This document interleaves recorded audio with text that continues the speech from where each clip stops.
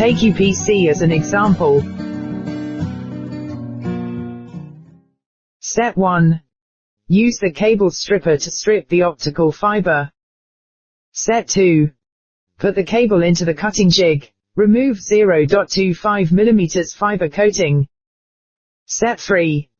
Wipe clean with Absolute alcohol and check whether the optical fiber is damaged. Step 4. Cut the bare fiber. The cutting jig must touch the fiber cleaver stopper closely. Step 5.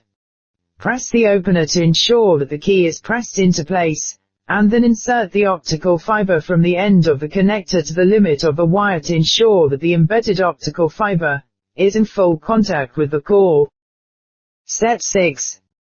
Press the optical fiber jacket into the tooth-shaped groove, and ensure that the optical fiber is bent slightly. Close the rear cover first, and then remove the opener. Step 7. Complete the assembly. Repeat assembly. Step 1. Use the back of the opener to open the rear cover. Step 2. Install the opener. Make sure that the opener is pressed into place, and then gently pull the optical cable upward. Step 3. Separate the fiber jacket from the tooth groove, and pull out the fiber.